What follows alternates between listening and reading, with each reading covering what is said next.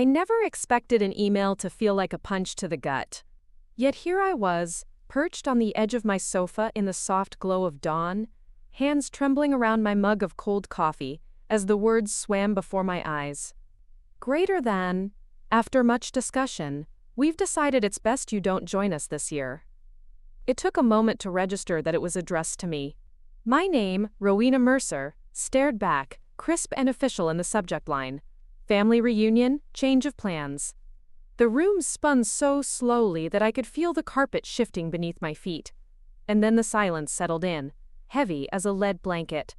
I'd spent the past 6 months pouring every ounce of energy and every penny in my savings into planning this reunion.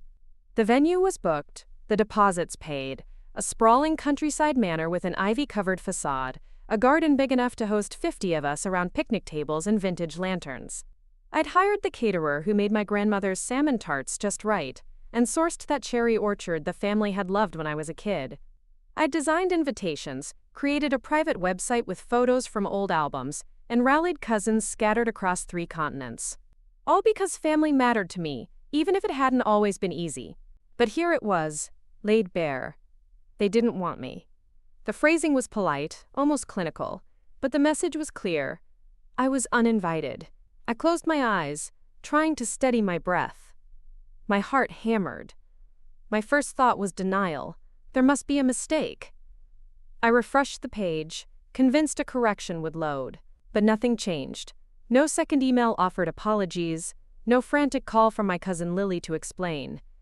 Just that cold sentence. I pressed reply out of reflex, fingers hovering over the keyboard. What could I even say? Why? What happened? I've paid for this, you can't just… I deleted it all. Anger crashed through me. Raw. Scorching. How dare they? How dare they treat me like an afterthought? Like someone who could be easily erased. And yet, beneath the anger, I felt something far darker. Shame. I pictured my parents' faces, stern, disappointed, as they'd shrugged when I'd first announced the idea.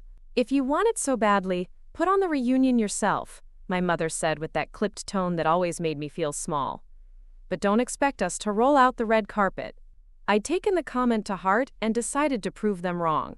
I had the proof, receipts for the deposit, emails confirming menus and floor plans, a contract with the florist to dress the manor's archway in peonies and eucalyptus. I pulled open my laptop, fingers shaking as I located the PDF folder, Nice Trade Reunion _planning.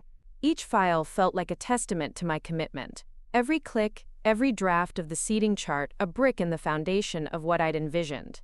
A single tear tracked down my cheek. I felt betrayed, humiliated, and yet, my gaze sharpened.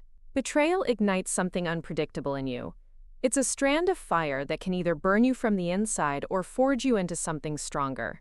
I ran my hands through my hair. No more tears. I stood up, pacing my living room. Maybe this was the path I needed. If they thought they could push me aside, maybe they were about to learn how fiercely I could fight back. I sat back down and drafted a reply. Greater than, I'm sorry you feel that way. I've already paid for the venue, and I fully intend to host the reunion as planned, with or without your blessing. Enjoy your family gathering wherever you may be. I hesitated. Should I send it? The words were ice cold, but as soon as I clicked send, I felt a pulse of exhilaration. No turning back now. The next morning I drove to the manor with my heart pounding in my ears. Mist curled around the hedges like ghostly fingers as dawn broke. At the gate, I pressed the buzzer tethered to the groundskeeper's lodge. No answer. I climbed the stone wall and dropped onto the dew-laced grass, breathing in its damp sweetness. The front doors stood unlocked. That was when the reality of it hit me. This place, this beautiful old house, was mine for the weekend.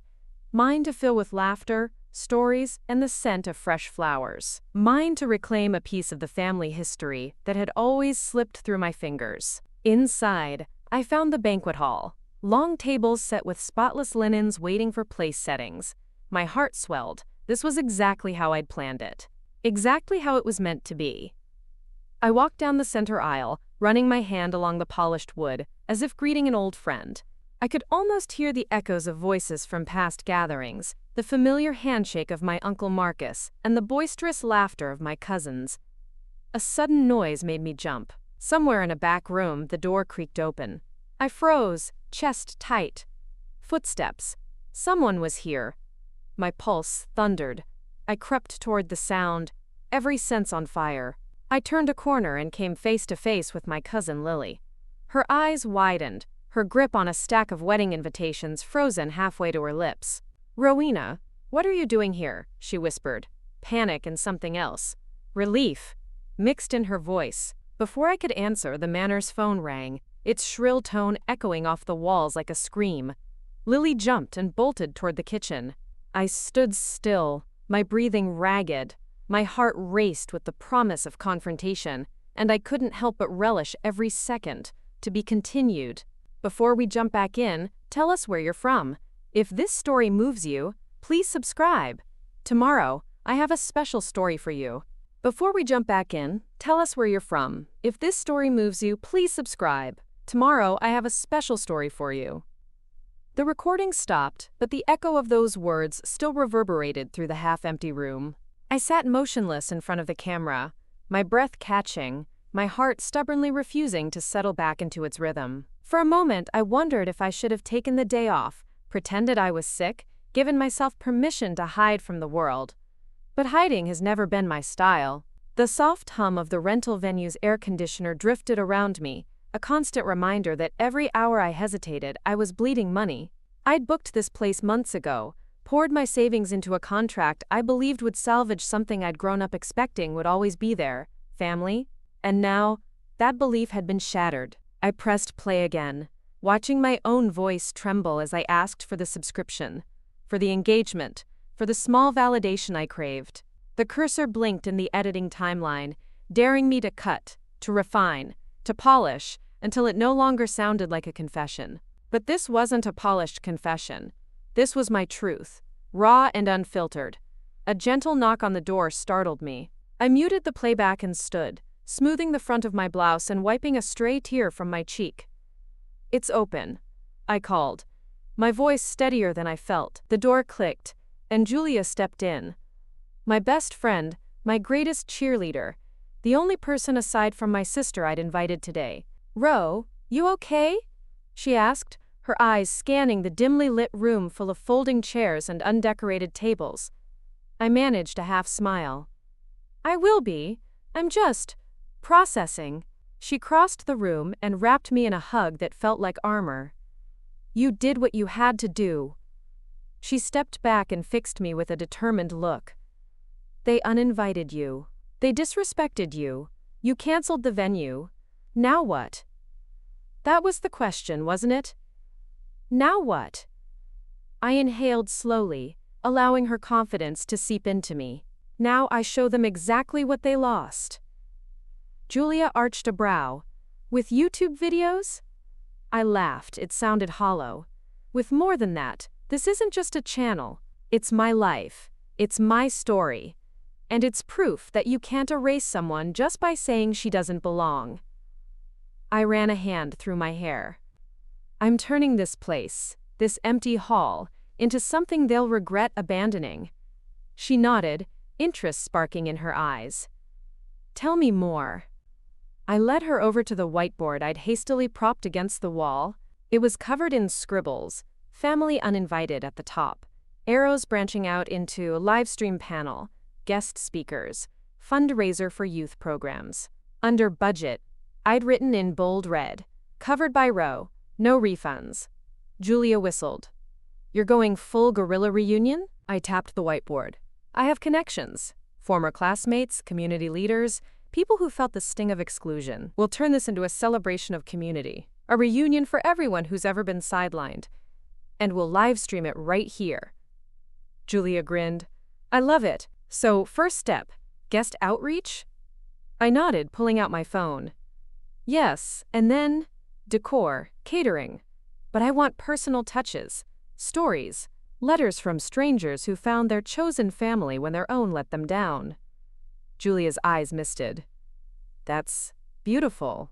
I smiled, a fierce warmth blooming in my chest. "I want it to be. I want it to be unforgettably real. Over the next few days, the rhythm of my life became a blur of phone calls, planning sessions, and late-night edits. My neighbor, Tom, whom I'd known since freshman year, offered to craft a custom sign reading, "Welcome, chosen family." 2 former colleagues from my nonprofit days agreed to speak about how community support had lifted them when blood relatives had failed. I found a local bakery willing to donate cupcakes if I credited them in the live stream. By the time I walked into the venue again, the space was starting to breathe with new life. Julia and I spent Wednesday evening taping segments for the live stream intro. I stood in front of the still empty room, clad in a deep emerald dress that made me feel like I could conquer the world. Or, at least, this reunion. "On 3, Julia called, clapping her hands twice. 1, 2, 3. I smiled into the camera. "Welcome to our chosen family reunion, where every seat is reserved for you." Click. Julia relaxed the camera. "Perfect." I exhaled, heart pounding. "Did that sound too cheesy?" "No," she said firmly. "It sounded like you." She paused. "And like hope." Her words settled over me like a blanket. Hope. I needed that. We all did. Thursday dawned bright and crisp. I arrived at the venue early to finish setting up the sign and a small tabletop photo gallery. Pictures of people I'd reached out to. An elderly veteran, a teenage poet, a trans activist, each smiling into the camera, their names and brief stories pinned beneath. A volunteer named Priya, whom I'd met through a mutual friend, helped me arrange the cupcakes on a tiered stand. "I can't believe how much work you've done," she said, her eyes sweeping the room. I brushed a hand through my hair. "We're making something that matters." She smiled. "It matters to them." At noon, the first guests arrived. Julia greeted each with a hug. I stayed near the entrance, hands tucked into my pockets, watching. There was Marcus, the high school dropout, who'd found community theater and rebuilt his life on stage. There was Sarah, a single mom who'd left an abusive household and found solace in a women's support group. There was Mr. Delgado, a retired teacher who'd lost his family in a fire and found a new one in his students. Each handshake, each hug, filled the hall with warmth. What had been an empty shell was now pulsing with connection. I slipped backstage as Marcus stepped up to the microphone, his voice cracking as he spoke of resilience and second chances. The live stream camera rolled, capturing every heartfelt word, and then, halfway through his speech, the door rattled. My breath caught. Julia peeked out from behind the curtain. "Ro, you need to see this." I followed her into the aisle and froze. There, framed in the doorway, stood the 3 voices that had banished me. My Aunt Claire, my Uncle David, and my cousin Lily. Lily in her designer dress, arms crossed, eyes blazing, silence rippled through the crowd as they all turned to stare. My heart thundered. What happened next would change everything. What happened next would change everything. I felt the air in the hall shift, dense with the weight of unspoken judgments. My breathing hitched as Aunt Claire took a slow, deliberate step forward. The gallery lights flickered, casting long shadows on her face, sharp angles etched by years of calculated reserve. The guests behind me, our chosen family, fell silent, as though sensing the electricity crackling through the room. "Rowena," Claire said, voice smooth and low. "What a surprise. I didn't see you on the invite list, but you've certainly made yourself at home." She stepped past the threshold, heels clicking on the hardwood, each sound echoing like a verdict. Uncle David followed, hands tucked into his pockets, eyes glinting with a cold curiosity. Lily hung back, arms crossed, lips pressed into a thin line. The 3 of them moved as a unit, a silent embargo incarnate. I stood my ground on the small riser where Marcus had just spoken, fists clenched at my sides. "You're here," I said, voice steady though my heart thundered against my ribs. "I invited everyone I care about. Turns out I care about more people than you realized." Claire's lips curved into a faint, contemptuous smile. "You've turned this into a spectacle, a rally for misfits and hangers-on. You financed a show, on your own dime. How quaint." She swept her gaze across the rows of faces. The vet in his worn jacket, the poet clutching her notebook, Priya adjusting the cupcake display. Tell me, who's paying for all this? I am, I said, stepping forward until I was eye level with her. Because family isn't blood, it's the people who show up for you. A murmur rippled through the crowd. Claire's expression flickered. Was it anger? Disgust? I wasn't sure. But David stepped up beside her, voice booming so that the cameras would catch every word. This isn't your story to tell. You owe us an explanation, Rowena. You owe me and Claire and Lily an apology for your behavior, for appropriating our name for your social media stunts. I swallowed hard. I could feel sweat beading at my hairline, my shirt clinging uncomfortably to my back. But something deep within me flared. Anger, dignity, the fierce conviction that I was right. My behavior? You're the ones who behaved like strangers. You disowned me, erased me from the family event I planned. And now you show up here, on camera, hoping to reclaim your place before an audience. Claire's eyes narrowed. Don't pretend we don't know what you've been up to.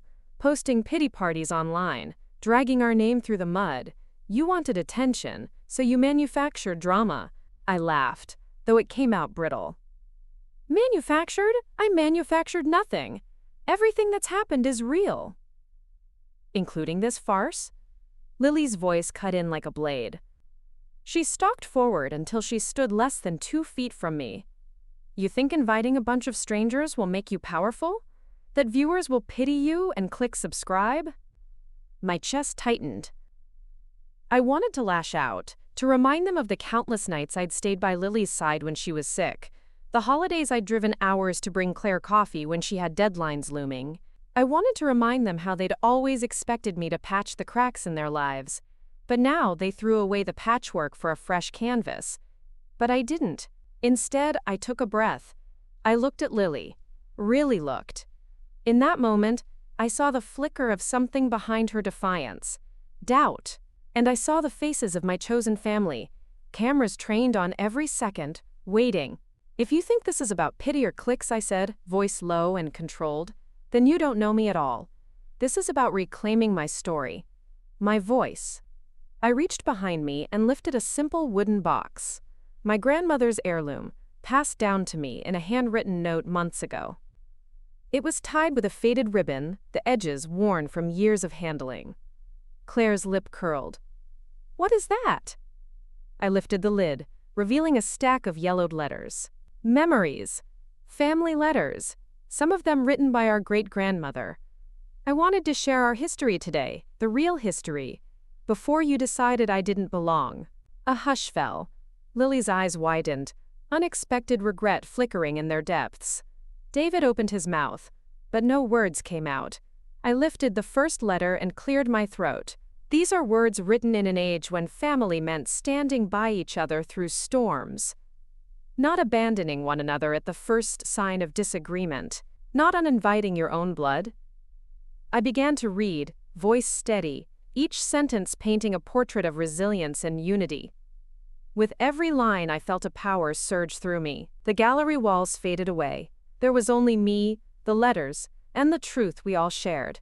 As I spoke, I could see Lily's shoulders slump, Claire's eyes glisten, David's jaw tighten. The cameras rolled, capturing it all. And then, in the middle of the passage, I heard a sudden crash from the back of the hall, followed by the shriek of shattering glass. I froze mid-sentence, letter trembling in my hand. Chaos erupted as guests jumped to their feet, chairs scraping. The box slipped from my fingers, letters scattering across the floor. The camera swung wildly toward the source of the noise. And there, silhouetted against the shattered window, stood a figure I never expected to see. Aunt Claire's heels clicked across the floor like the ticking of a bomb I'd forgotten I was holding. I could feel Julia at my back, steady as a pillar, but my mind was already racing miles ahead, trying to read between the stiff lines of my aunt's forced smile.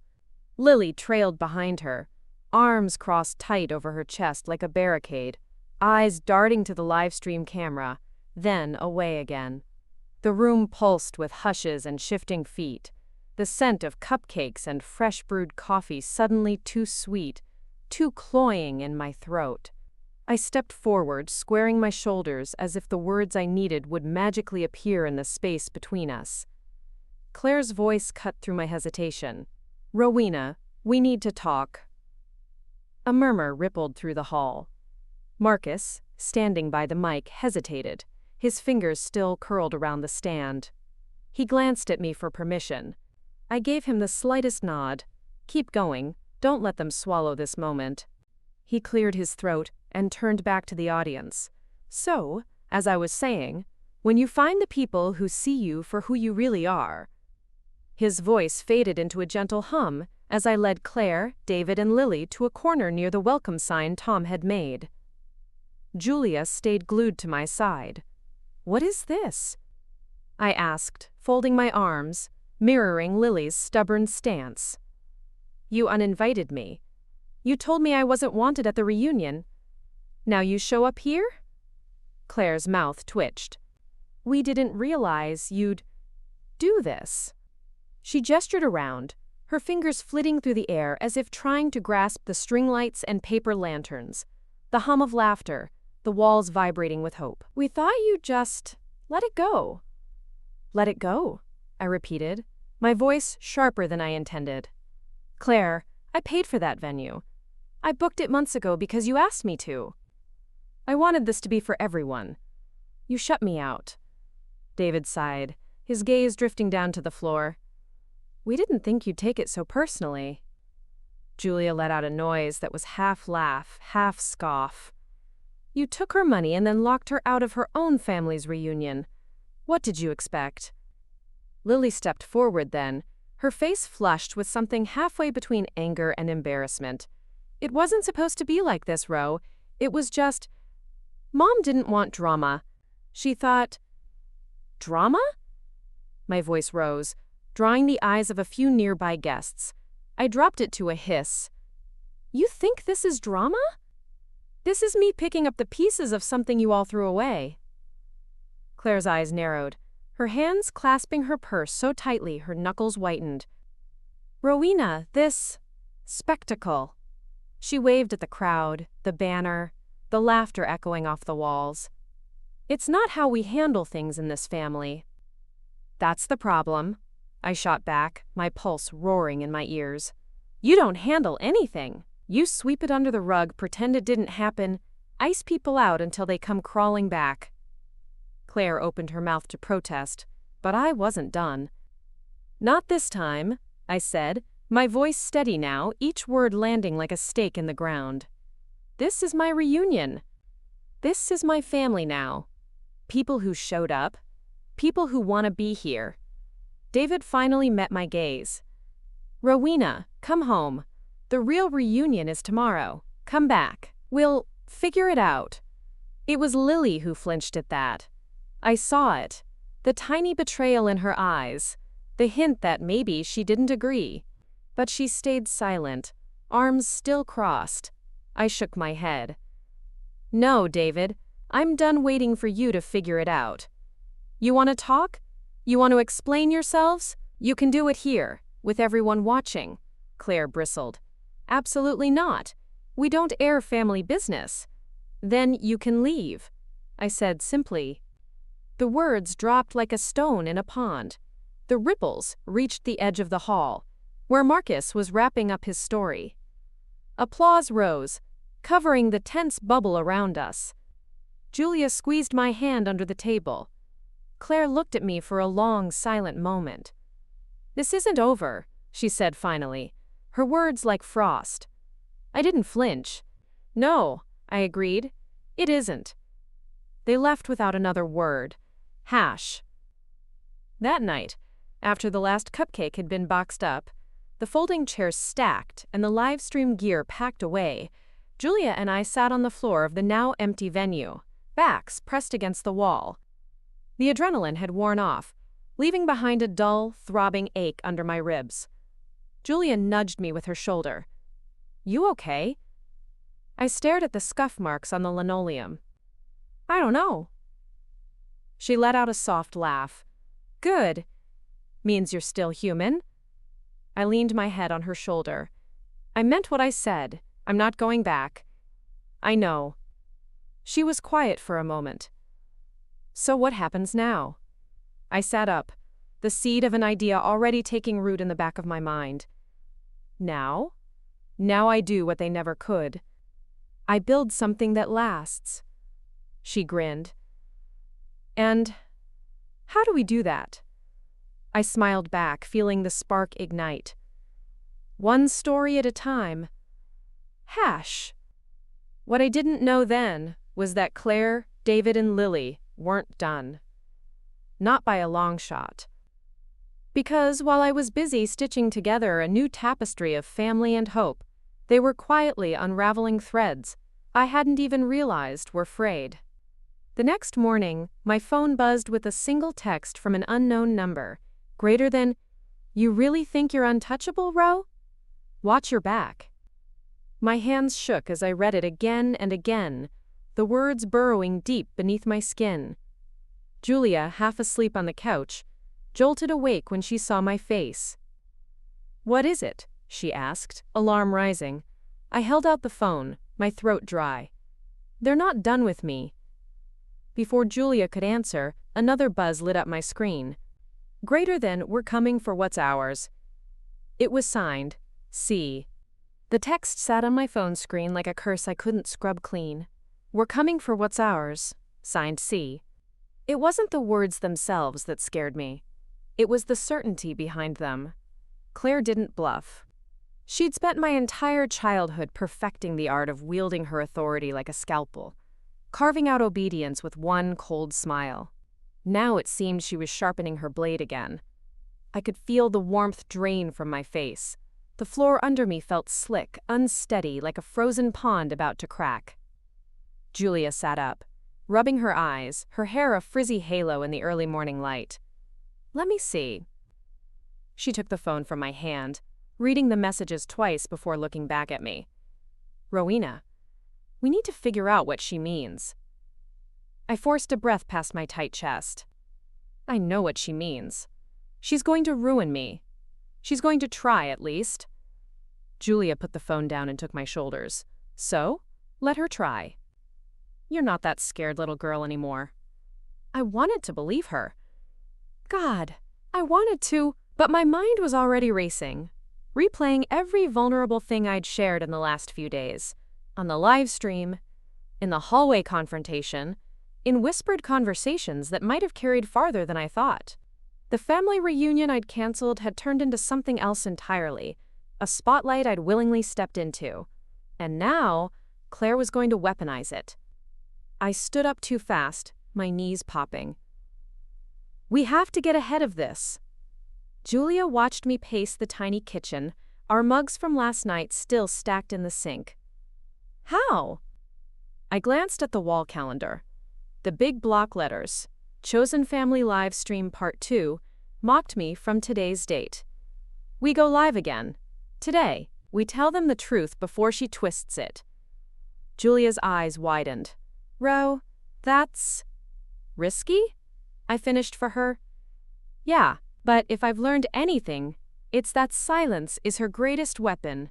She counts on me to stay quiet, to hide." I turned to the living room, where our borrowed camera gear still sat in its battered case. I flipped the latches open and pulled out the mic. "No more hiding." Julia's lips curved into a thin smile. "Okay, let's do this. Hash." We set up the backdrop in my tiny living room, a string of fairy lights framing the banner we'd salvaged from the venue. "Welcome, chosen family." Looked homemade but hopeful, exactly the energy I needed to cling to. As Julia fussed with the tripod, my phone buzzed again. This time, it was a screenshot, an email chain between Claire and the community center that hosted my event. My jaw clenched as I read the subject line. "Unauthorized use of funds." Julia peered over my shoulder. "What does that mean?" I scrolled to the bottom, my stomach churning. She's claiming I embezzled the money I used for the venue. She's saying it came from Grandpa's inheritance. Money she says was meant for the whole family. Julia let out a bark of disbelief. "But you paid for it yourself. You had the receipts." "She knows that," I said, my voice flat. She's counting on the fact that it won't matter once she plants the doubt.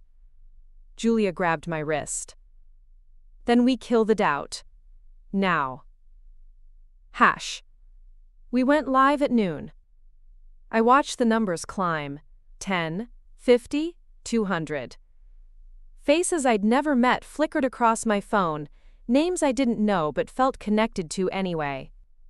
They were the reason I couldn't let Claire win. I leaned into the camera, ignoring the way my heart hammered against my ribs. Hey everyone, it's Ro. Before we jump back in, tell us where you're from. If this story moves you, please subscribe. Tomorrow, I have a special story for you. I forced a smile, my palms slick with sweat. Some of you know that this reunion wasn't just a party. It was my way of saying, family is what you choose, not what you're stuck with. Well, turns out, some people don't like when you choose freedom. I took a breath, my eyes darting to Julia behind the camera. She gave me a tiny nod. Keep going. This morning, I got a message. Threats, really. And then an accusation that I misused family money. I want you to hear it from me. That's a lie. Every penny came from my savings, from side gigs, from months of eating ramen, just to make this happen. I built this because I needed to believe that people could still show up for each other. And you did. I felt my voice crack. I didn't care. If you're watching this, you're part of my family now, and family doesn't let each other get buried by lies. So if they come for me, Julia whispered, tell them what to do. I swallowed the lump in my throat. If they come for me, tell the truth louder than they can shout their lies. That's all I ask. The chat exploded with hearts, fists, angry emojis. I felt a rush of heat behind my eyes. Thank you, I whispered. Now, let's get back to our stories. Hash. It wasn't over. Not even close. That night, as Julia and I sat glued to my laptop, the family's smear campaign began in earnest. A Facebook post from Claire. It breaks my heart to see a young woman so lost that she would betray her own blood for attention. A photo of me as a teenager, awkward and pale, captioned, always the outsider. An anonymous comment under my live stream. She's lying to you. She stole from her own mother's funeral fund. My hands shook so badly I nearly knocked my tea over. Julia slammed the lid shut. Stop reading it. I can't, I said hoarsely. I need to know how bad it is. She grabbed my shoulders. No, you don't. You need to keep telling the truth. That's it. The ding of my phone cut through our argument. Another message. This one from someone I hadn't expected. Lily, greater than, meet me tomorrow, alone. They're going too far. Julia read it over my shoulder. Do you trust her? No, I said, but I have to know. We stayed awake until dawn, planning every word I'd say. By the time my alarm buzzed, my voice was raw, but my spine felt stronger than it ever had. At 10, I walked into the tiny cafe near the train station, heart thumping, palms clammy. Lily was already there, fidgeting with her phone, her designer purse perched on the table like a silent judge. She looked up, eyes wide. Ro, sit. We don't have long. I dropped into the chair opposite her.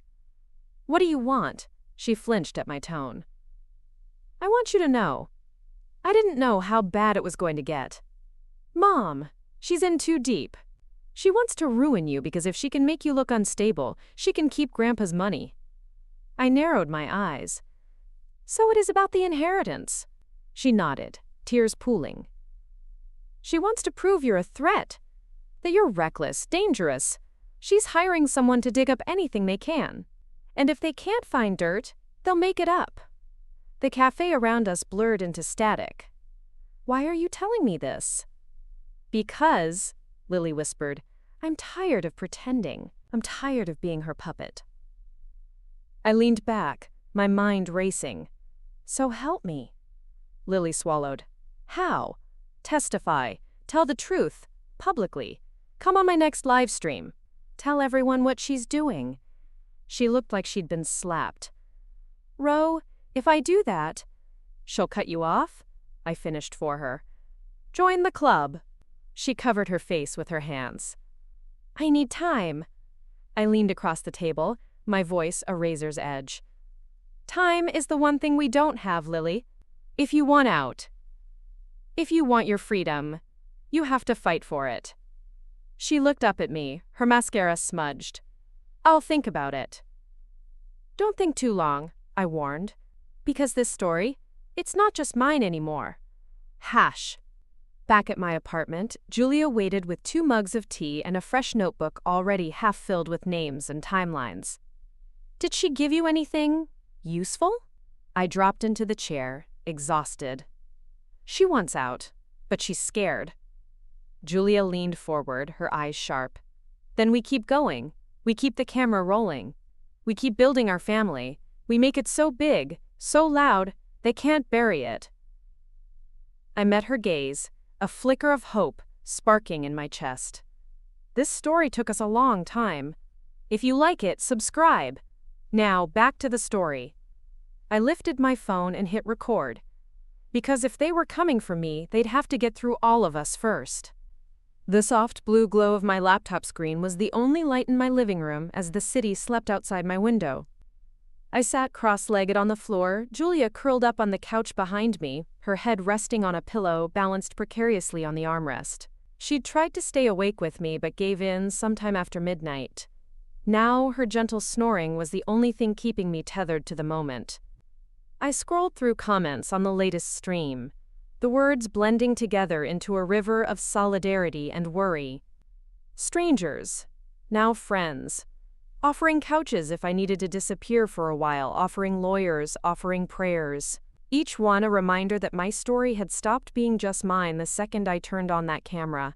Somewhere in the tangle of messages, one comment stood out.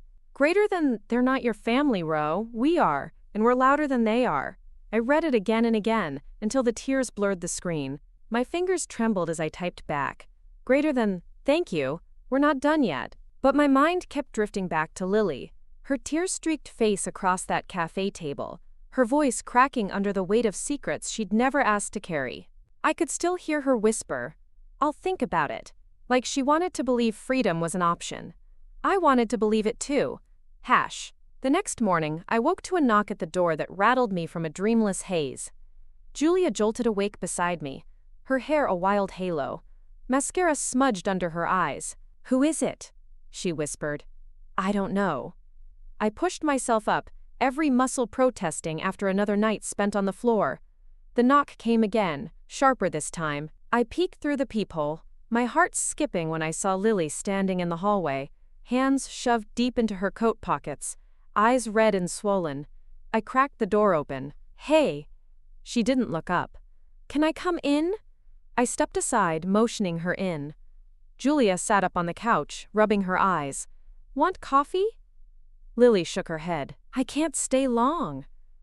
She sank onto the edge of the couch, her shoulders hunched so tight it looked like she was trying to fold into herself. "What's wrong?" I asked, sitting across from her. She glanced at me, then at Julia, then back at her hands. "I did it." My stomach lurched. "Did what?" She swallowed hard. "I recorded Mom and Dad. They were on the phone with the lawyer, talking about how to make you look unstable, how to spin the inheritance thing. They said they'd leak your medical history if they had to." Julia cursed under her breath. "Jesus." I leaned in. "Lily, that's huge. Do you still have it?" She nodded, pulling her phone from her pocket like it was a live grenade. "I don't know what to do with it." I took her hand. "We go public. We let them see how far they're willing to go to protect their lies." She jerked her hand back, panic flaring in her eyes. "No, if I go on camera, she'll cut me off. I'll have nothing." Julia spoke up, her voice softer than I'd ever heard it. "Lily, you already have nothing. Nothing but her leash around your neck." Lily flinched. "It's not that simple." I leaned back, my mind racing. "Then let us do it. We can play the recording on the next stream. They'll know you gave it to us, but they can't prove it." She hesitated, her eyes darting between us.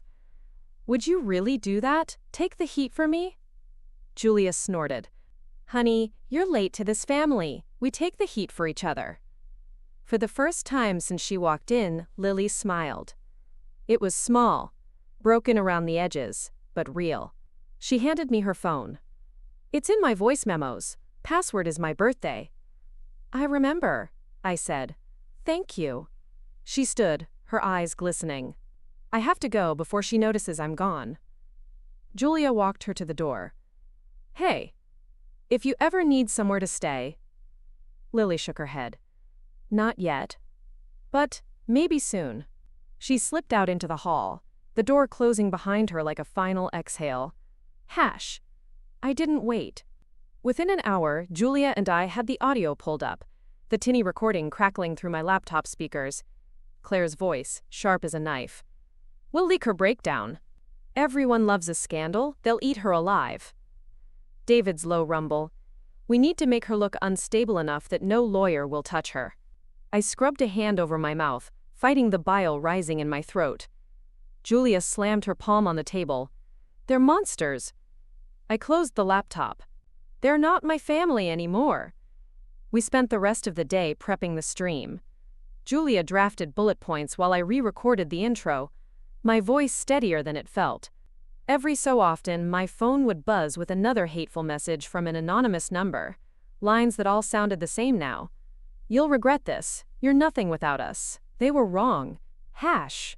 That night, I went live again. Hey, family, I said, my face framed by the soft glow of the fairy lights. Tonight, I'm sharing something hard. You've stood with me when it would have been easier to turn away. I owe you the truth. I played the clip. I didn't flinch when Claire's voice filled my tiny living room, the chat exploding with disbelief, rage, heartbreak. I watched the view count climb. Thousands of people listening to the truth I'd hidden for too long. When it ended, I leaned forward. My hands clasped so tight they ached. They wanted you to think I was crazy. They wanted to shame me into silence. But you know what? I'm done with shame. And I'm done hiding. Julia, just off camera, mouthed, "Tell them what's next." I smiled through the tears I couldn't hold back anymore. Next? We build something they can't tear down. We fundraise for people like Lily, who are trapped in families that call their cages love. We build a network so big that nobody can silence it. The comments poured in. Donations, volunteer offers, stories from strangers who had been disowned and found each other instead. My chest burned with something I hadn't felt in a long time. Hope. I closed the stream with my voice steady and true. Family is what you choose, and I choose you. Hash. I didn't sleep that night. Neither did Julia. We stayed up watching the numbers grow, each dollar pledged a brick in the fortress we were building. At dawn, I shut my laptop, the weight on my shoulders lighter than it had been in weeks. Julia fell asleep on the couch, a smile on her lips. I stood at the window, the city waking up under a bruised pink sky, and whispered to the ghosts of every family member who'd tried to break me. You don't own me anymore. But deep down, I knew this wasn't over, because just as I turned from the window, my phone buzzed again. This time, not a threat, but a single word from Lily. Greater than run. The word stared back at me from the phone screen, small but suffocating. Run. It was Lily's word, but it felt like a command from every version of me that had ever cowered under Claire's stare, every version that had ever bitten her tongue so hard it bled just to keep the peace. Run. Julia woke with a start on the couch when she heard me pacing. Ro? What happened? I turned the phone around so she could see the single message. Her eyes widened, the sleep clearing instantly. Run? What does that mean? I don't know, I whispered. But I did know. Somewhere in my gut, I felt the walls closing in again. It was like the house was breathing with me. Each inhale shallow, each exhale colder than the last. Julia pushed herself up, hair sticking out in 10 different directions. Call her. Now. My fingers trembled as I tapped Lily's name. It rang once, twice. Voicemail. I tried again. Nothing. Julia grabbed her phone and started pinging our contacts. She's probably with them. Ro, What if they found out about the recording? I leaned against the kitchen counter, heart hammering. She knew what she was risking. We both did. Julia slammed her phone down. Okay, we need to be smart. Pack a bag. If she said run, we run. I laughed, but it was hollow and raw. Run where, Jules? I'm not a fugitive. You are when your own family wants to bury you alive, she shot back. Come on. I watched her move around my tiny flat, grabbing a duffel, tossing in clothes, my laptop, the folder with every receipt and contract I'd hoarded like armor. My eyes landed on the banner still taped to the wall. Welcome, chosen family. The fairy lights blinked above it, mocking me with their gentle warmth. Row, Julia said, snapping me back. Focus. They won't stop, I said, my voice barely more than a rasp. Even if we run. She set her hands on my shoulders. Then we keep moving. We keep telling the truth. We keep streaming. If they chase us, they chase the story too. I nodded, the last threads of my fear knotting into something harder. Something like resolve. Hash. We drove through the night, the city lights shrinking in the rearview mirror until they looked like distant stars. Julia's old Honda rattled over potholes, the heater blasting to fight off the creeping chill. I kept my phone in my lap, every buzz making me flinch. But there was nothing. No word from Lily. No new threats. Just a vacuum where my old life used to be. At a truck stop 2 hours out, we pulled over for gas. I leaned against the car while Julia went inside for coffee and a bag of stale donuts. The night air bit through my hoodie, sharp enough to keep me awake. I opened my phone and pulled up the last stream. Comments were still pouring in. Donations, too. But one thread caught my eye. Someone claiming they'd seen a Family for Truth page pop up on Facebook. A smear campaign, but bigger, more organized. Pictures of me, Lily, even Julia. Twisted captions painting us as liars, manipulators, attention seekers. Julia came back, saw the screen, and cursed under her breath. They're doubling down. Good, I said, surprising myself. Let them.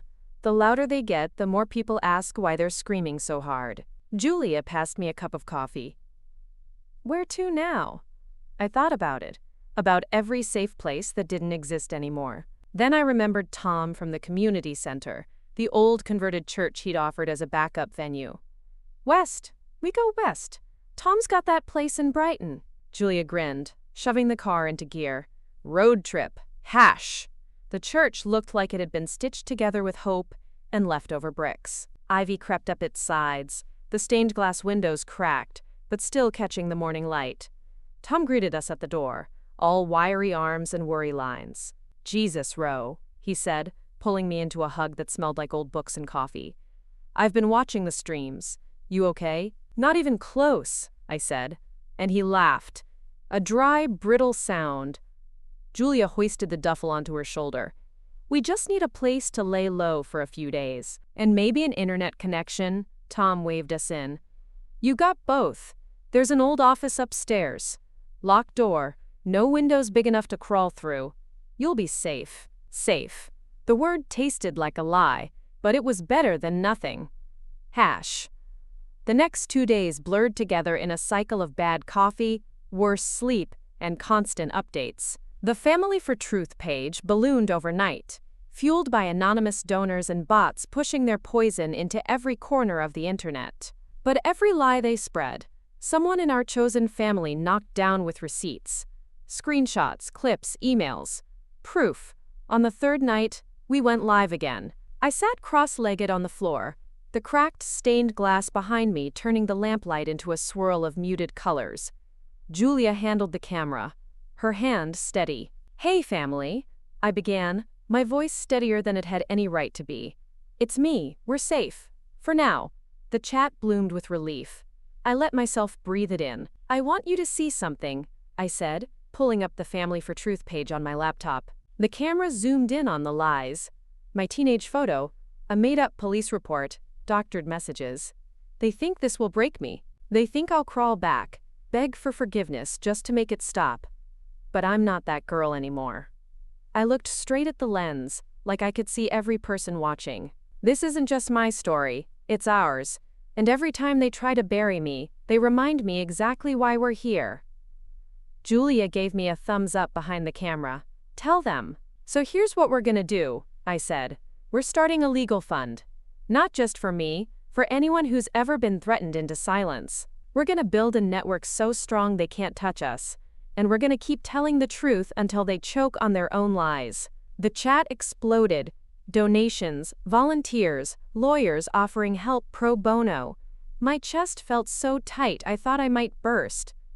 Family isn't who you're born to, I said. It's who shows up when the storm hits. And you? You showed up. I closed the stream with a promise that tasted like fire. They're watching, let them. They can't stop what's coming. Hash. The next morning, Julia shook me awake, panic slicing through her voice. Ro, wake up! I blinked, my body lead heavy. What? She shoved her phone in my face. It's Lily. She's gone. I sat bolt upright. What do you mean, gone? Julia's hands were trembling. Her cousin just posted. Claire had her committed. Some private facility. She says Lily's unstable, that she's a danger to herself. I felt the blood drain from my face. They're going to bury her. Julia's eyes brimmed with tears. What do we do? I stood, rage vibrating through every nerve. We find her. We get her out. She grabbed my arm. Ro, that's insane. So is what they're doing to her. I pulled away, my mind already spinning through plans I hadn't dared think about until now. They want to play dirty? Fine. I'll show them just how far I'm willing to go. Julia's voice cracked behind me. Ro, don't do something you can't come back from. I turned to her, my eyes blazing. I'm not coming back, not until Lily does. The plan to get Lily out didn't start as a plan at all. It started as a heartbeat, wild, relentless, echoing through my ribs as I sat on the cold floor of the church office, the laptop open in front of me, the cursor blinking like it knew exactly how fragile everything was. Julia paced behind me, her footsteps creaking on the old wood. Ro, you can't just storm in there. It's a private mental health facility, not a prison. I didn't look up. It is a prison when you're locked up for the truth. She let out a frustrated noise, scrubbing her hands over her face. And what's your brilliant plan? Walk in and ask nicely? I clicked through Lily's last messages, the call logs, anything that felt like a thread I could pull. She's not on any medication. She doesn't have a documented history. If we can get proof they faked it. Julia threw her hands up. Ro, that could take months. We don't have months. I finally looked at her. Her eyes were glassy with exhaustion, fear, loyalty burning under every word. You think I don't know that? Her shoulders slumped. She sank into the chair beside me. We need help. More than just your live stream army. I bit my lip. Tom might know someone. He's got connections at the local paper. Julia perked up. Yeah, journalists love this stuff. But you're gonna have to give them everything. No secrets left. I let out a breath I hadn't realized I was holding. Then that's what we do. Hash. Tom didn't hesitate. Within an hour, we were sitting in a dusty back room of the church with Sarah Kemp, an investigative reporter with tired eyes and a battered notebook that looked older than I was. Okay, she said, tapping her pen against the wood table. Walk me through it, everything. So I did. I told her about the reunion I paid for, the uninvitation, the threats, the smear campaign, the recording Lily made, and the messages she sent before she disappeared. Julia filled in the blanks, pulling up screenshots, bank statements, every scrap of proof we'd hoarded like squirrels with winter closing in. Sarah listened, scribbling furiously. When we finished, she leaned back, her pen poised above the page. This is a hell of a story, but it won't save her on its own. I frowned. What do you mean? Your aunt's not stupid. She's got doctors, lawyers. They'll bury my peace in a heartbeat. You want Lily out? You need public pressure. Big pressure. Julia crossed her arms. Like what? Sarah's smile was thin but sharp. Like viral pressure. Like protests outside that facility. Like donors threatening to pull funding. Like your chosen family showing up in person, not just behind screens. My mind reeled. You think they'll come? Sarah snapped her notebook shut. You've got people watching you. You've got a story that's bigger than you. Trust them. That night we went live one more time. I sat in front of the cracked, stained glass window, the fairy lights from the old venue now strung up behind me, blinking like a heartbeat in the dark. Hey, family, I said, my voice raw but steady. You've seen what they've done to me. Now I need you to see what they're doing to Lily. I played the clip of Claire's voice again. I showed the messages. I told them about the facility, about the forced commitment, about how a girl who helped me tell the truth was being drugged and hidden away. Julia held up a handwritten sign behind the camera, #FreeLily.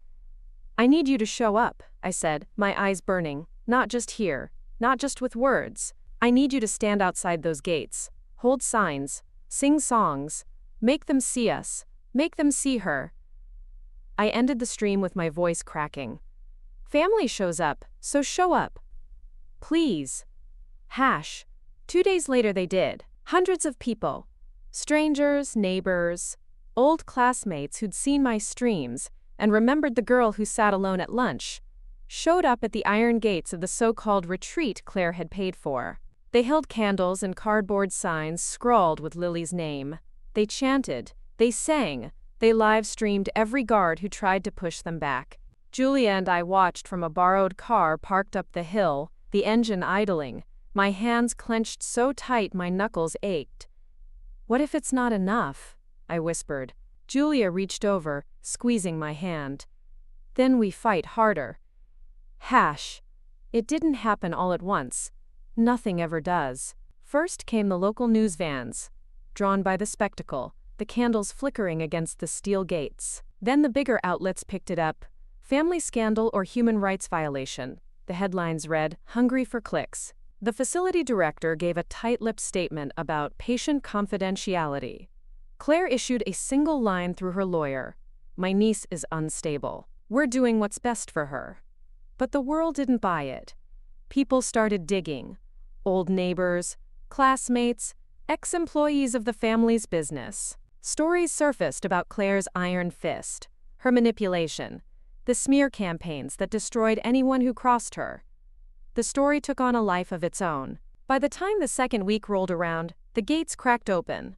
Not from the inside, but from the weight of the eyes outside them. Lily appeared at the window one night waving a paper sign. Still here, still me. Julia and I watched the feed in silence, tears streaking down our cheeks. And then it happened. A court order. A lawyer from our chosen family network, working pro bono, filed an emergency motion questioning the legality of Lily's commitment. The judge agreed, at least enough to demand an evaluation from an independent psychiatrist. 2 days later, Lily walked out of those gates. Her hair was tangled, her face pale and drawn, but her eyes found mine across the parking lot. She stumbled forward. I ran to her. We collided like we'd been waiting our whole lives to break free together. Julia stood behind us, crying into her hands. Lily's voice was barely more than a whisper against my ear. Thank you. I pulled back just enough to look her in the eyes. No, thank you. We didn't go back to the church that night.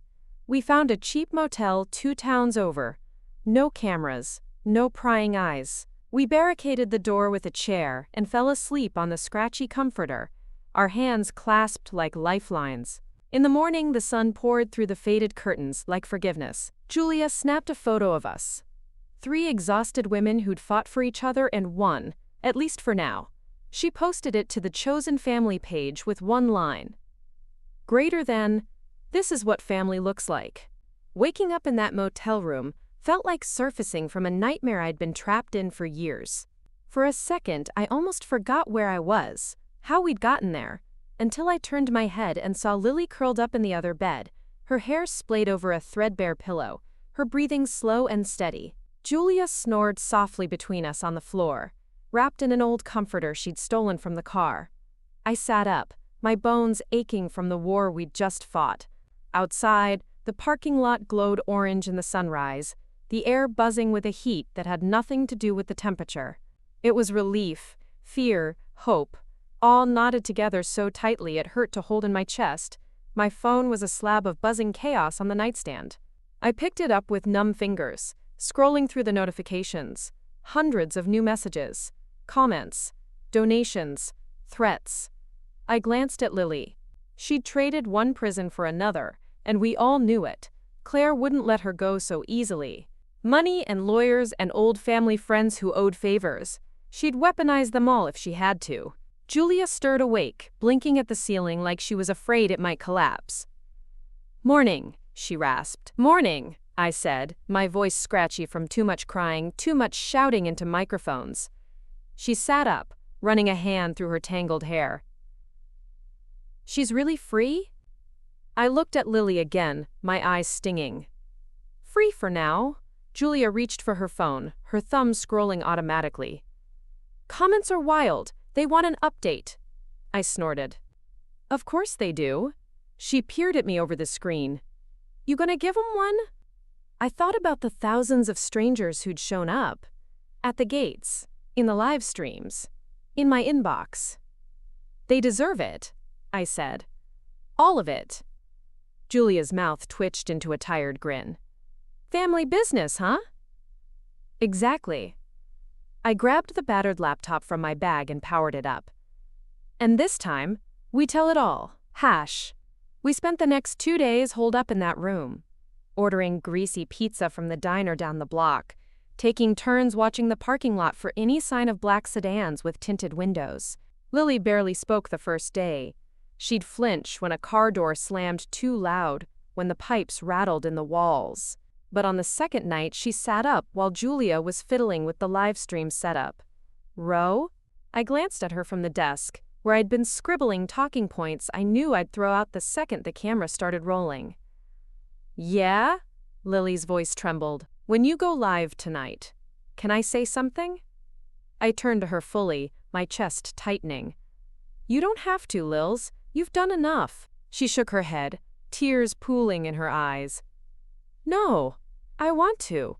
I need to." Julia glanced at me, her brow raised. I nodded. "Then you say what you need to say." When the red light blinked on, my pulse stuttered.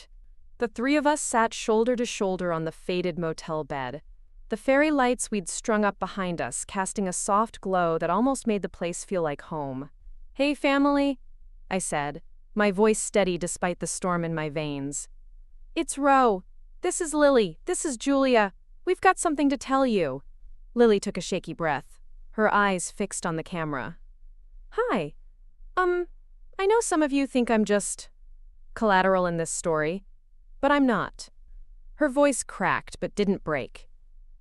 "I let my mom control me my whole life. I thought if I did what she wanted, she'd love me more, that she'd protect me. But the truth is, sometimes family is the thing you need protection from." Julia slipped her hand into Lily's. I put my arm around her shoulders. "This?" Lily gestured at the camera, the lights, the sea of supportive comments rolling in. "This is family, not blood, not who you're born to, who you fight for. Who fights for you?" She wiped her cheeks and gave a shaky smile. "So, thank you for fighting for me." When the stream ended, we sat in silence for a long time. The weight of it all pressed down on the three of us. What we'd lost, what we'd gained, what we'd have to keep fighting for tomorrow. But for the first time, the silence didn't feel like a threat. It felt like a promise. 2 days later, we went back to Brighton, to the old church. Tom was waiting at the door, arms crossed, grinning like a proud uncle. "You three look like hell," he said. Julia laughed, brushing hair out of her eyes. We feel worse. Lily stood behind us, her hand on my shoulder. Can we stay here a while? Tom's smile softened. As long as you need. We set up camp in the upstairs office again. Sleeping bags, takeout containers, the camera gear that felt like an extra limb now. Every night we streamed, the numbers grew. Every lie Claire tried to push through her lawyer fell apart under the weight of receipts and witnesses who came out of the woodwork. Our chosen family wasn't just a slogan anymore. It was a movement, a network. People started posting photos of their own gatherings. Picnics in parks, potlucks in tiny apartments, protest signs that read, "Family is who shows up." They tagged us in every post. We read every one. #. But Claire wasn't finished. We knew that. One night, Tom found an envelope taped to the church door. Inside was a single sheet of paper, a cease and desist. Claire's lawyer threatened to sue me for defamation, slander, fraud. Julia read it aloud, her voice dripping with disbelief. They want you to retract everything, apologize, publicly and sincerely. I snorted, snatching the letter from her hands. They want me to crawl. Lily's voice was quiet but fierce. You're not crawling, Ro, not ever again. I crumpled the letter and tossed it in the wastebasket. Let them come, we've got truth on our side.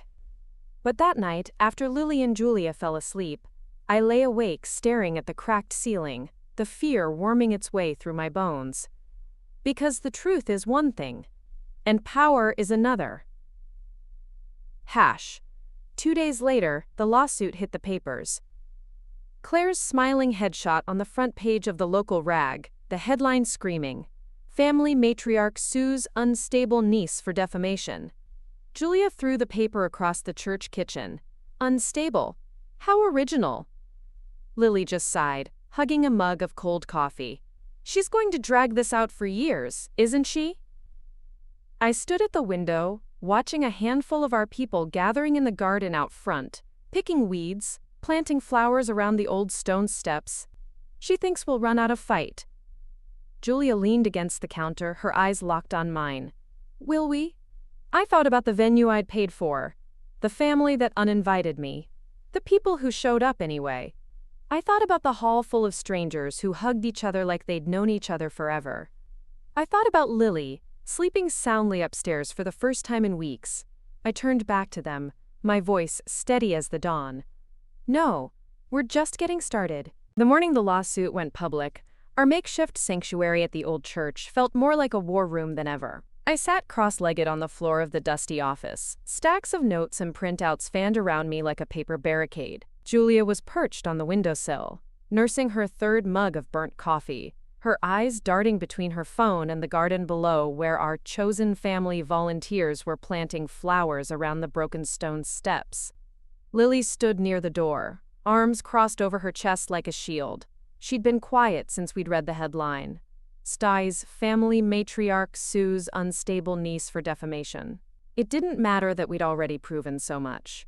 Claire didn't need the truth. She needed the doubt. And doubt, once seated, could grow faster than anything else. Ro, Julia said, snapping me out of my spiral. They're saying you should get a real lawyer, not just the pro bono people from the streams. I glanced at her, my voice raw from too many nights of telling my story until my throat gave out. You think I don't want one? I'd sell my soul for someone who can bury her in paperwork for once. But good lawyers cost money, Jules. Money I don't have. Lily spoke up then, her voice thin but sharp. You've got people who would help you. I rubbed my temples. They've done enough. They showed up. They stood outside those gates for you. I can't keep asking. Julia slammed her mug down so hard, the crack echoed through the empty hall below. Rowena Sinclair, if you don't let these people fight for you, you're doing exactly what Claire wants. You're giving up. Lily nodded, pushing off the wall. They didn't come this far to watch you crawl. They came to finish this. I closed my eyes, trying to remember the girl I'd been at the start of all this. The one who'd signed the check for the family reunion venue with shaky hands, who still believed maybe, just maybe, they'd love me more if I did it right. That girl was gone. What was left was someone with nothing left to lose. Okay, I said. We crowdfund a lawyer. We keep streaming. We make this lawsuit the worst mistake Claire's ever made. Julia whooped, throwing her arms around me. That's my girl. Hash. The next stream was our biggest yet. We moved the camera into the old sanctuary, where the stained glass caught the afternoon light like a kaleidoscope. Our volunteers, our family, packed the pews behind me, each face a living, breathing rejection of the lie that I was alone. I stood in front of them, my hands trembling but my spine straight. "Hey, family," I began, my voice echoing off the cracked stone walls. "You know what they're calling me now? Unstable, dangerous, a liar." A ripple of laughter rolled through the pews, warm and solid. I held up the cease and desist letter, the court filing, the smear articles clipped from local papers. They think if they say it loud enough, you'll stop believing in me. But you know me better than anyone. You were there when they shut me out. You were there when they tried to bury Lily. You were there when I was shaking so hard I couldn't hold the mic. Julia, filming from the aisle, gave me a tiny nod. "Keep going." "So here's the deal," I said, my voice rising. "If they want a fight, they've got one. We're building a legal fund, not just for me. For every one of you they try to silence. For every person they threaten to drag through the mud. We don't back down, we don't crawl, not anymore." I glanced back at the faces behind me. Tom with his shovel still dirt-caked from the garden, the kid who'd biked in from 3 towns over just to help paint signs, the grandmother who'd made sandwiches for the protesters outside the facility. They all smiled like they'd been waiting for me to remember who I was. "Family is who shows up," I said. "So let's show up for each other." The stream ended with more donations than I'd ever dared hope for. By morning, a civil rights attorney from London sent an email offering to represent me for a fraction of what it would have cost. "Your story matters," she wrote. "Let's make sure they know it. Hash."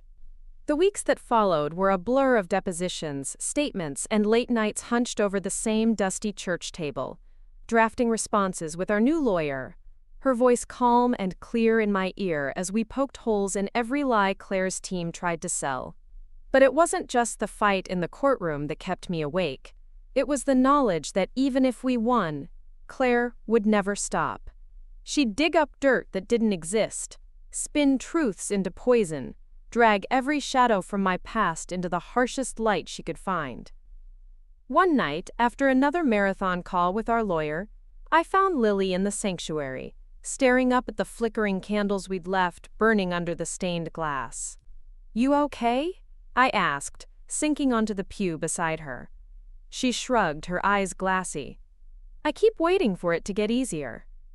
"It doesn't," I said softly. "But you get stronger." She looked at me then, her eyes fierce. "I don't want to be scared anymore, Ro." "Then don't be," I said.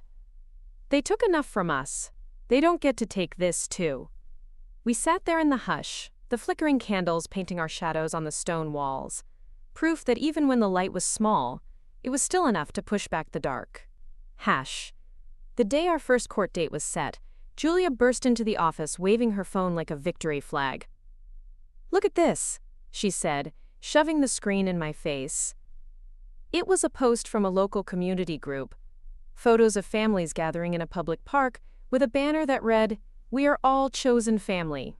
There were kids painting signs, grandparents passing out cookies, strangers hugging like they'd known each other forever.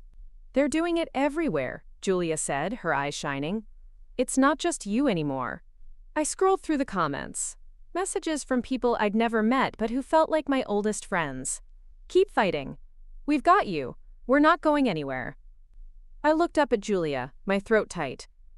"They can't bury this now, even if they bury me." "They won't," she said fiercely, "because we're not letting them." Hash. In the courtroom, Claire sat across from me, her lawyer whispering poison in her ear. She didn't look at me once. But I looked at her. Really looked. For the first time, I didn't see the woman who'd made me feel small. I saw someone who'd built a fortress of fear so high, she didn't even realize she'd trapped herself inside. When our lawyer stood to speak, the gallery behind me was full. Tom, the grandmother, the kid with the bike, people in homemade chosen family shirts. Their presence was louder than any lie Claire could spin. And when the judge asked if I had anything to say, I stood up. My voice didn't shake. Family is not blood. Family is not fear. Family is the people who hold you up when you're ready to fall. And they're here today. And they'll be here tomorrow. And no one. I turned to Claire, my spine steel. No one can take that away. The courtroom fell silent. And for the first time since this all began, I felt like I'd already won. It took 3 weeks for the first hearing to wrap up. 3 weeks of early mornings and late nights. Of phone calls with our lawyer that blurred together until I could hear her voice echoing in my sleep. 3 weeks of standing in that courtroom, while Claire and her team spun their half-truths and outright lies into something they hoped would look like a noose around my neck. But every day when I turned to leave, there they were, my chosen family, filling the gallery row by row, a living wall of people who refused to let me stand alone. They brought sandwiches for lunch breaks, kept the coffee hot, passed around tissues when the days got too heavy. Some nights, we'd stumble back to the old church and find the garden had been weeded, the steps swept clean, candles flickering on the altar like a heartbeat in the dark. On the last day of the hearing, I caught Claire watching them through the glass doors of the courthouse lobby, her eyes cold, her mouth drawn tight. For a second, I almost felt sorry for her. Almost. Then I remembered Lily. I remembered the locked doors, the threats, the way Claire's smile could cut deeper than any knife. And any pity I had hardened into resolve. We gathered in the church that night. Me, Julia, Lily, Tom, and half the people who'd stood with us in court. The sanctuary smelled like old wood and takeout pizza. The fairy lights we'd strung around the rafters cast everything in a warm, gentle glow. Julia perched on a folding chair, laptop balanced on her knees. The lawyer says the judge will probably rule next week. Probably, I echoed, staring at my reflection in the dark window. And if they don't? Lily sat cross-legged on the floor, her back against the pews. Then we appeal. We keep going. Tom leaned against the wall, arms crossed. What's the worst she can do now? Even if she wins, the story's out there. Nobody believes her. I turned to face him. That's not true. Some people will always believe her. She's counting on that. Julia slammed her laptop shut, the sound sharp in the quiet. Then we don't give them room to breathe. We keep streaming, keep building the network, keep showing up. She looked at me then, her eyes softening. This isn't just about winning in court anymore. This is about showing every person out there that they don't have to stay where they're not wanted. Lily's voice was quiet but fierce. This is about making sure no one else gets locked away just for telling the truth. I sank onto the floor next to her, letting her words settle in my chest. Family is who shows up, I whispered, and we're not done showing up. The ruling came on a Tuesday. It was raining. One of those soft, persistent drizzles that soaks through your clothes before you realize it. Julia and I sat on the steps of the courthouse, the rain dripping off the brim of her battered ball cap. Our lawyer called. She didn't waste words. Case dismissed. For a moment, I couldn't breathe. Julia whooped so loud the pigeons on the courthouse roof took flight in a flurry of feathers. I laughed, the sound tearing out of me like it had been trapped for years. We did it. No, Julia said, throwing an arm around my shoulders. You did it. The celebration that night filled the church to bursting. Someone brought speakers. Someone else brought cheap champagne. The pews were shoved aside to make room for dancing. Lily perched on the old altar steps, laughing so hard she nearly fell backward when someone handed her a slice of cake with "Family" scrawled across the frosting in crooked letters. I stood at the back for a moment, just watching. The fairy lights glowed overhead, bouncing off the stained glass, turning every face into a mosaic of color and warmth. These were my people, my family, the ones who stayed when things got ugly, the ones who held my hand when I was too scared to stand alone. Julia found me there, a plastic cup of champagne in each hand. "Hey, Victory girl." I took the cup from her, the bubbles fizzing against my lip. "Hey." She bumped her shoulder into mine. "Speech?" I laughed. "God, no." "Too bad," she said, tugging me toward the center of the room. "They need to hear it." I stood on a pew, wobbling a little as I raised my cup.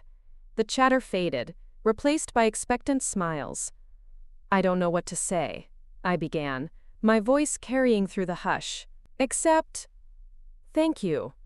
For not leaving. For showing up. For reminding me that family is something you choose, every single day." My eyes landed on Lily, who wiped her cheeks, beaming up at me. "They tried to shut us out," I said. "They tried to shut us up. They failed. And they'll keep failing. Because we don't back down. We don't disappear." I looked around at the makeshift family that had become more real than anything I'd been born into. We stand up, we speak out, and we stay. The cheer that went up rattled the old stained glass, a roar of laughter and applause that felt like the loudest heartbeat in the world. Hash. Later, after the cake was gone and the music faded, I sat with Lily on the front steps of the church. The rain had stopped, the streetlights throwing soft halos on the wet pavement. "What now?" she asked, her voice calm in the hush. I stared out at the empty street. "Now we keep going. We help other people find what we found." She leaned her head on my shoulder. "Think they'll come for us again?"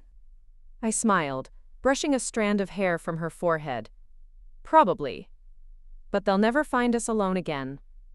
Hash. When the dawn broke, I sent out one last message to our chosen family page. Greater than, "This isn't the end. This is where we start. Thank you for being my family. For showing up when I didn't know how to. For fighting when I thought I was alone." 2 more great stories are next. Don't miss them. Subscribe and turn on notifications. The morning after the celebration felt different, like waking up in a house where all the locks had finally been changed. Sunlight streamed through the cracked stained glass of the old church sanctuary, turning the dust motes into constellations. I lay on a borrowed air mattress on the floor, listening to Lily's soft breathing in the next sleeping bag over, and Julia's low, contented snore from the pew she'd claimed as her bed. It didn't feel like an ending. It felt like a beginning we'd clawed out of a nightmare with our bare hands. My phone buzzed next to me, a message from Tom. "There's a line of people at the door. They want to talk to you." I rubbed my eyes, heart fluttering. Outside, the makeshift chosen family garden was in full bloom, the roses we'd planted after the first protest bright and defiant against the weathered stone walls. Julia woke with a groan as I stood.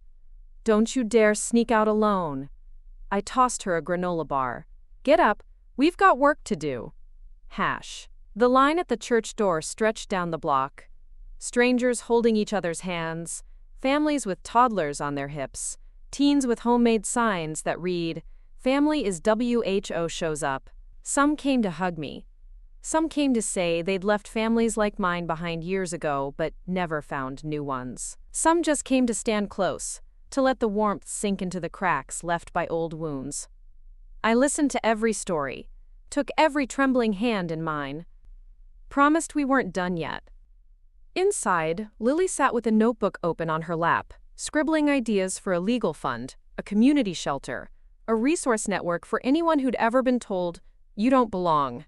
Julia kept the coffee flowing, her hair up in a messy bun, eyes bright behind her glasses as she typed donation receipts and grant proposals late into the night. Sometimes it felt like we were building a whole new world out of paper and hope and leftover faith. But the weight of it didn't scare me anymore. Hash. Claire's name disappeared from the headlines one quiet Tuesday morning, replaced by something bigger, brighter. Our chosen family story got picked up by a national outlet. They called it a reunion for the uninvited. People started sending photos from every corner of the country. Picnics in public parks, handwritten signs in apartment windows, birthday parties with families scribbled across cheap plastic banners. We printed every photo, pinned them to the corkboard in the old sanctuary. When the board got too full, we taped them to the walls, the windows, even the pulpit that hadn't seen a sermon in decades. It turned the church into a patchwork of proof that family wasn't about blood. It was about choice. About showing up. Months passed. The garden grew wild and tangled, but beautiful. The donations didn't stop. Neither did the stories. One night I found Lily curled up in the pews, staring at the photo wall. "Do you ever wish they'd just say sorry?" she asked, her voice soft in the candlelight. I sat beside her, resting my head on her shoulder. "They can keep their apologies. We've got this." She smiled, tears shining in her eyes. "Yeah, we do." The final reunion we held in that old church was nothing like the one they uninvited me from. This one was loud, messy, bursting at the seams. The tables sagged under potluck casseroles and store-bought cakes. Kids ran through the aisles, giggling as they tied leftover protest banners around their shoulders like capes. When I stood up to speak, it wasn't a speech. It was a thank you. It was a promise. It was a truth we'd all carved out together. "Family is not an invitation you can rescind," I told them. "It's not a bloodline you can weaponize. It's not a door you can slam shut. Family is a choice. It's the people who stand beside you when the whole world tells them not to." They cheered so loud I felt it in my bones. When the last candle flickered out that night, I stood at the garden gate alone for a long while, the wind tugging at the chosen family banner strung above the old stone steps. For a second, I thought about the venue I'd paid for all those months ago, the one they'd taken from me before I knew what I was capable of. If they hadn't uninvited me, would any of this exist? Would I know my own voice, my own power? Would Lily be free? I turned back to the church. Our church now, patched together with old bricks and new promises. And I knew the answer. We were never uninvited. We were just waiting to come home.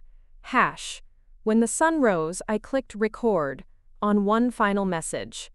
2 more great stories are next. Don't miss them. Subscribe and turn on notifications.